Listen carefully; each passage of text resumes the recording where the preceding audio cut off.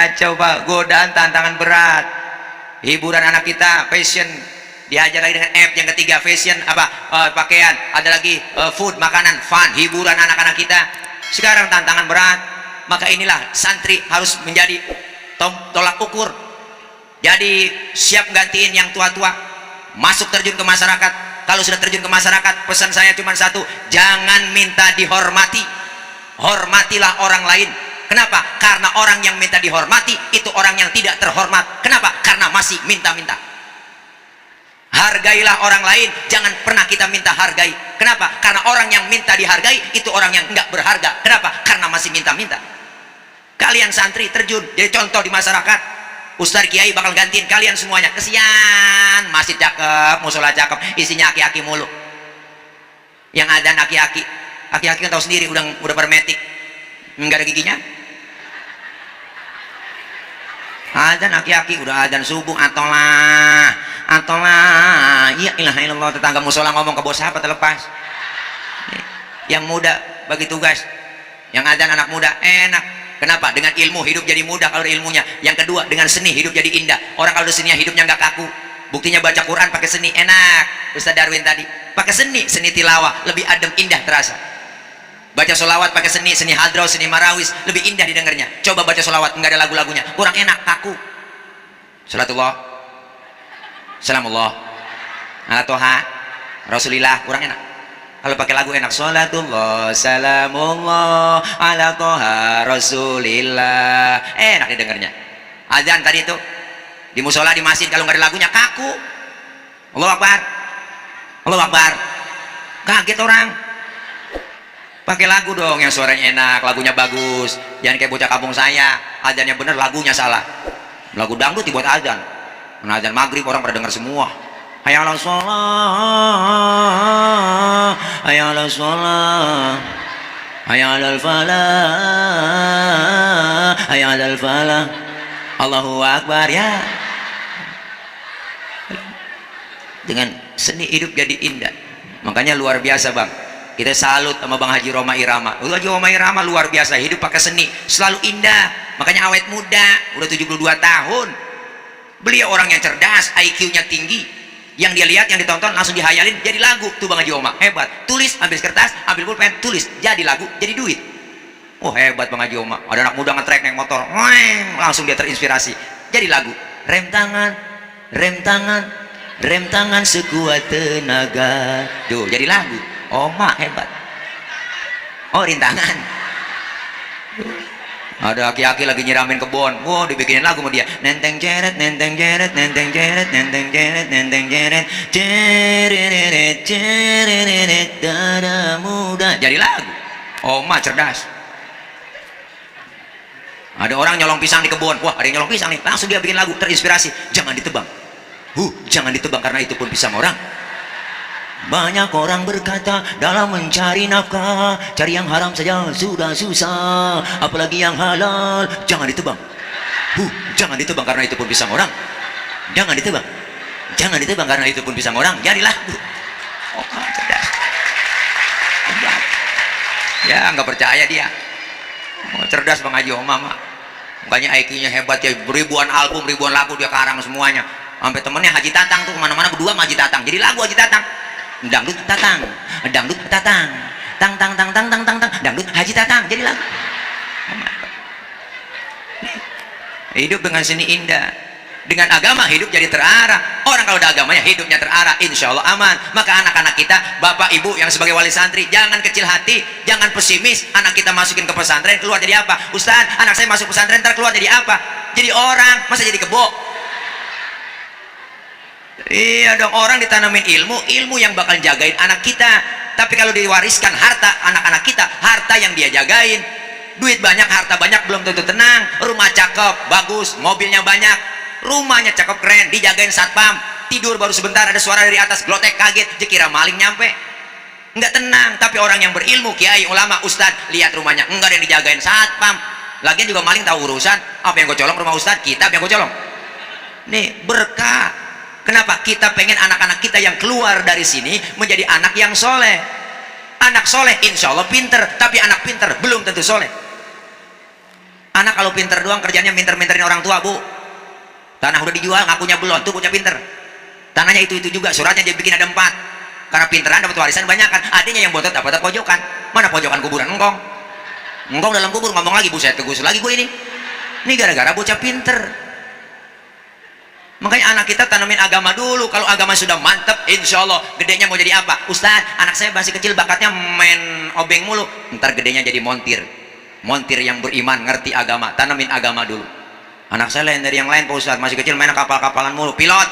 Ntar gedenya jadi pilot yang beriman, ngerti agama. Anak saya masih kecil mainnya tembak-tembakan mulu Pak Ustaz. Ya udah, ntar gedenya jadi abri polisi. Jadi abri polisi yang beriman, ngerti agama. Anak saya lain dari yang lain Pak Ustaz, dari masih kecil korengan mulu. Nah, dokter itu dokter insya Allah gedenya jadi dokter yang beriman, ngerti agama. Alhamdulillah. Ini bangga kita Pak, banyak santri luar biasa. Kenapa? Karena cikal bakal penerus generasi yang akan datang. Dulu Rasulullah pernah menjadikan Usama bin Zaid umur 11 tahun dijadikan panglima perang oleh Rasul.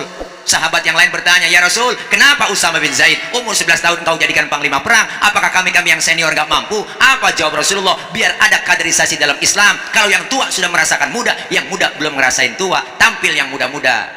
Alhamdulillah.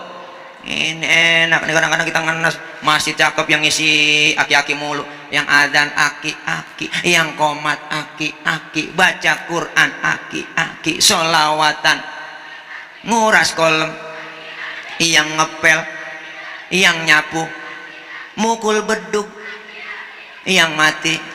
Waduh, kencang banget. Masya Allah. Ayo dah.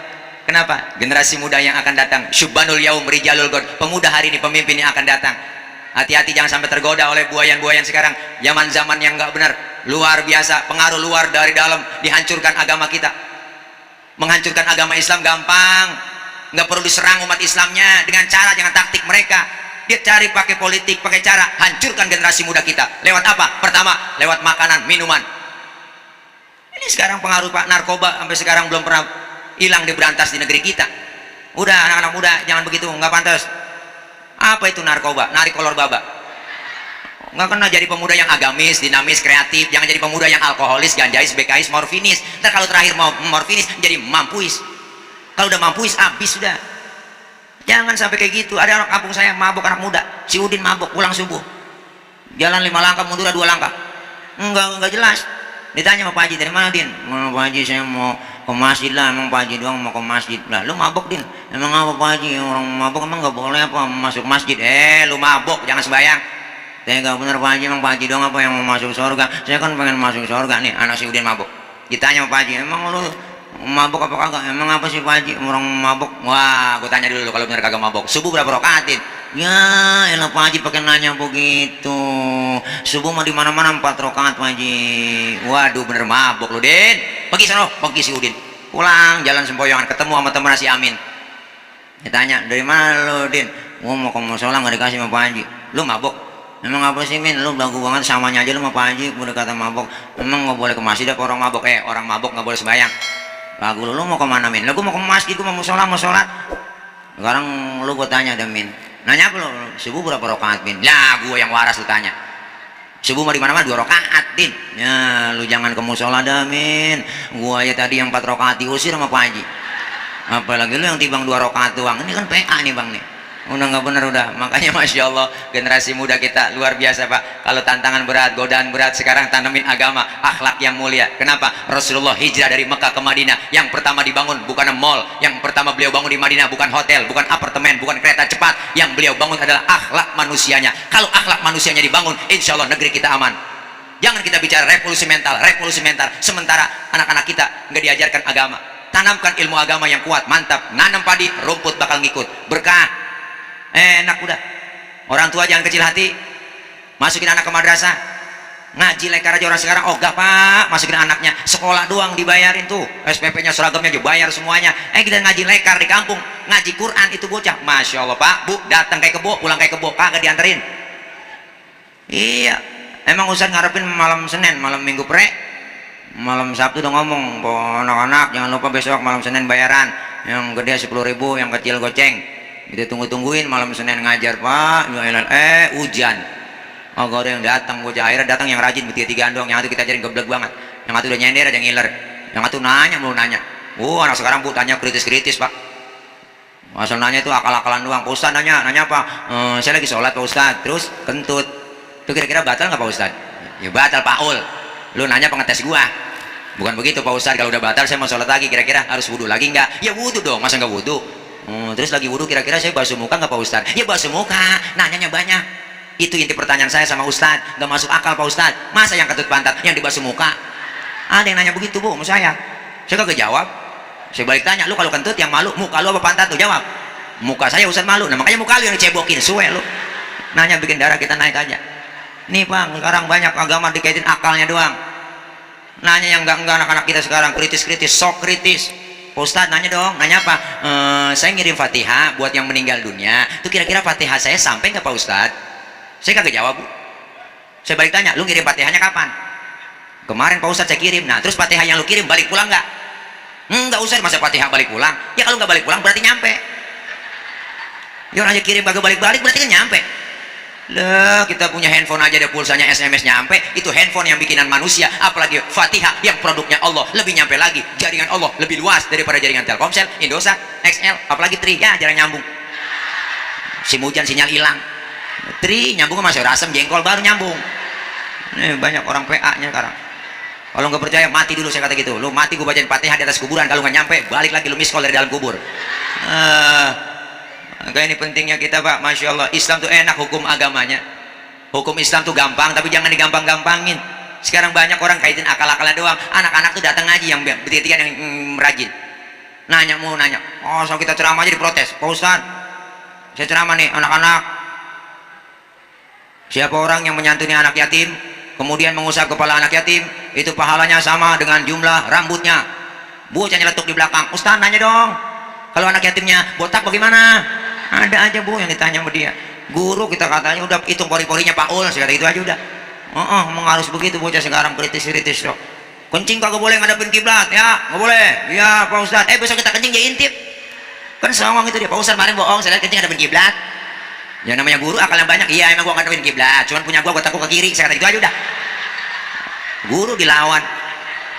Ini udah banyak PA nya udah. Kayak ngaji kita ilmu ada. Wah sekarang kalau kita nggak kuat-kuat Bu, anak-anak kita sekarang tantangan berat. Maka saya pentingnya saya titip sama ibu sama bapak wali santri, ayo perhatiin anak-anak kita semua. Maafil aba fil abna, yang dikerjakan orang tua bakal dikerjakan anak. Kalau bapaknya kalong anak kampret, bapak nyolong anak nyopet. Jangan kecil hati, apalagi ibu saya titip, karena ibu lebih dekat sama anak. Yang lebih sayang sama anak emak. Mak, nih ibu yang lebih dekat sama anak, luar biasa. Kenapa? Emak yang lahirin, sebelum lahir bunting dulu, dapat 2 bulan muntah tiap jam ngidam, uwe yang diminta yang aneh-aneh, tengah malam ngidam pengen nyium pala kereta. Dapat 9 bulan tambah kesiksa tuh emak, tidur miring kayak nomor 3 celentang kayak kubah masjid, tengkurep takut jomplang. Tuh perjuangan emak nih, anak-anak muda dengerin. Saat mau lahirin pilihan cuma 2, kalau nggak hidup tuh mati. Perjuangan emak, mules sakit perut, ya Allah dicari lakinya, aduh bang sakit bang, aduh bang. Suami nyamperin dikit banget, ngomongnya sabar aja neng, emang udah bagian lu segitu doang. Emak kita diperiksa ke bidan, pembukaan 1, pembukaan 2, pembukaan 3, sampai pembukaan 9 nggak terbuka-buka ya po. Tuh pembukaan 3 aja pinggang belakang rasanya pegel panas, tuh pembukaan 3 doang tuh keluar anak brol. Katanya Bu, masa saya bunting, anak keluar brol ke alam dunia masih sakit perih berlumur darah. Mas sambil ngerinti, alhamdulillah anak gua selamat. Nggak ada ibu-ibu habis ngelahirin marah-marah pas keluar anak ada ditunjuk gara-gara lu nih sialan lu kagak. Nggak ada. Saking sayangnya tuh emak sama anak, dimandiin, dibedong, ditimang-timang, disayang-sayang, dicanyiin sama emak. Anak raja, anak raja, anak raja, anak raja. Bapaknya padahal tukang ojek. Nah biar bapaknya tukang ojek tetap anak raja lah. Nggak mungkin emaknya ngudang-ngudang anak tukang ojek, anak tukang ojek. Nggak ada, tetap anak raja ojek. Tuh. Makanya luar biasa dah emak. Makanya ibu lebih dekat sama anak, yang lebih sayang sama anak emak. Ayo perhatiin, punya anak kecil tengah malam nangis, yang bangun siapa? Emak. Bapak mah kagak bangun, dengar bocah nangis, siapa nangis? Bocah winjak bapak, kurang laten. Tuh makanya ibu-ibu kalau kondangan, acara muludan, rajaban, itu nggak pernah ketinggalan tas kecil, ada tuh di bawah selalu. Itu ada fungsinya. Ada kue talam, nganggur comot masukin, ada kue pepe, buntel, ada pisang masukin semua. Buat siapa yo? Buat anak. Tuh emak tuh nyuapin anak makan, anak belum mangap, emaknya udah mangap duluan. Aneh-aneh, tayang buat emak. Makanya yang rata-rata mati duluan bapak-bapak. Kalau bapak mati duluan, anak masih banyak rapi diurusin emaknya. Bener bu? Dia kuling nyuci, dagang gado-gado, dia gedein tuh anak. Tapi kalau emak mati duluan, anak masih banyak, berantakan, bapaknya kawin lagi. Bener bu? Makanya emak luar biasa. Satu orang emak bisa ngerawat 10 orang anak, tapi 10 orang anak belum tentu bisa ngerawat satu orang emak. Ini jadi macam-macam sama emak, enak muda. Ayo, orang tua, keramat kita, ibu luar biasa. Ditanya Rasulullah oleh anak muda, ya Rasul, siapa yang saya hormati di dunia ini pertama kali? Ibumu. Lalu siapa? Ibumu. Kemudian siapa? Ibumu. Lalu siapa lagi ya Rasul? Baru bapakmu. Ibu, baru bapak. Ibu disebut 3 kali, bapak disebut 1 kali. Ibu 3, bapak 1. 1 bapak. Ini hitung-hitungan bagaimana sih ini bu? Ibu yang hitung, saya ngikutin doang. Ibu disebut 3 kali, bapak disebut 1 kali. Ibu 3, bapak 1 bapak. Doh, iya benar 3 ibu. Masa 1 bapak 3 bapak nggak ada. Masya Allah pentingnya kita pak bu. Nih, ayo anak-anak kita jangan kecil hati, kita kumpul di sini. Insya Allah berkah luar biasa. Amin. Mudah-mudahan anak-anak kita yang keluar dari Yayasan Pondok Pesantren Nurul Furqon, mudah-mudahan jadi anak yang solehin dan solehat. Amin ya robbal. Berguna bagi agama nusa dan bangsa, mudah-mudahan menjadi buah hati, belahan jantung sebagai penerus cerita dan pelanjut sejarah buat kita, biar kita anak-anak kita biar bisa paham ilmu agama. Orang tua meninggal dunia dapat pensiunan pahala dari anak-anak kita. Jangan mengejar cuma sekolah ijazah doang. Ijazah sama dengan pekerjaan. Kalau berarti nggak dapat ijazah, nggak dapat pekerjaan. Yakin ilmu agama akan membawa keberkahan, maslahat dunia akhirat. Amin ya robbal. Itu yakinin ke situ. Kenapa? Nabi Allah Ibrahim pernah berpesan kepada anaknya. Apa kata beliau? Mata buduna mim ba'di. Hai nak, nanti ketika aku nggak ada, siapa yang kamu sembah? Yang ditanamkan iman dulu. Tapi orang sekarang yang modern berpikirannya beda. Mata kuluna mim ba'di. Neng, ntar bapak kalau udah nggak ada, lu makan apa? Akhirnya apa? Sekolah sama dengan ijazah, ijazah sama dengan pekerjaan. Kalau nggak dapat ijazah, nggak dapat pekerjaan. Artinya apa? Orientasinya perut doang. Maka kita bangga anak-anak kita di pondok pesantren diajarkan ilmu agama, ditanamkan ilmu agama, diajarkan ilmu-ilmu umum. Insya Allah lihat bakat anak-anak kita. Kita doain orang tua, doain bu, belajar berhasil ada 3 kuncinya. Yang pertama, anaknya harus rajin, benar-benar sungguh-sungguh dalam belajar. Yang kedua, orang tuanya harus benar-benar ikhlas mendoakan anak yang sedang pesantren. Dan yang ketiga, gurunya pun bersungguh-sungguh mengajarkan anaknya, anak-anak santri. Insya Allah kalau itu semua yang dikerjakan akan mendapatkan berkah, selamat anak-anak kita dunia akhirat. Diajarkan Quran, baca Al-Quran, ngaji di sini. Ngaji jangan setengah-setengah. Latihan kiroat silahkan diajarin di sini, hafalin. Lagu-lagu ajarin semua enak. Jangan kayak bocah kampung saya po bu, masya Allah ngaji setengah-setengah. Ngaji ula nyebut ula ika, ula doang. Ula, emaknya sampai kaget, ambil balok, gedik tuh ula. Emaknya ketakutan ada ula. Iya, jangan begitu, lanjutin aja. Ini kadang-kadang ngaji. Wak doang. Wak lah, walu kondangan. Makanya jangan begitu, ngaji semuanya. Insya Allah apa yang kita niatkan di sini yang baik, yang ijabah, doa dari orang tua, doa dari guru, berkah. Ingat, ilmu banyak, jangan pernah kita sombong. Hai anak-anak santri, kenapa? Berkah ilmu, nyari ilmu itu susah, dan mencari manfaat ilmu kita susah, lebih susah lagi. Cari ilmu susah, menjadi manfaat ilmu kita lebih susah. Hormati guru kita, hargai guru kita.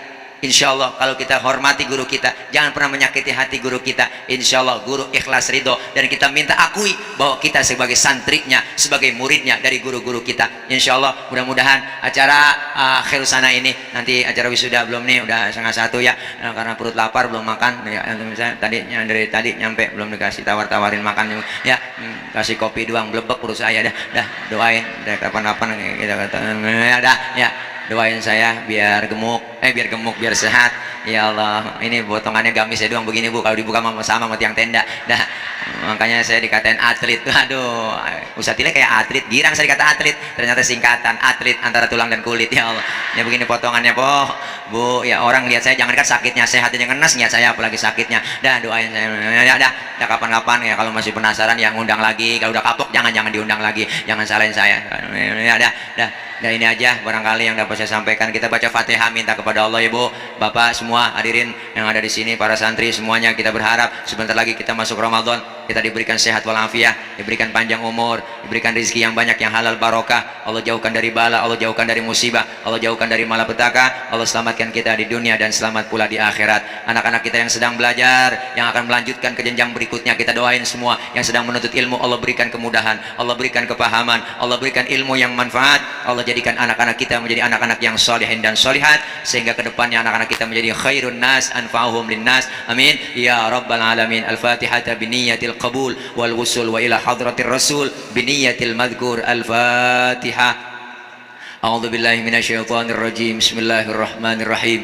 Alhamdulillahi rabbil alamin. Arrahmanir rahim. Maliki yaumiddin. Iyyaka na'budu wa iyyaka nasta'in. Ihdinas siratal mustaqim. Siratal ladzina an'amta 'alaihim ghairil maghdubi 'alaihim waladdallin. Amin. Rabbighfir lana wa liwalidayna. Amin.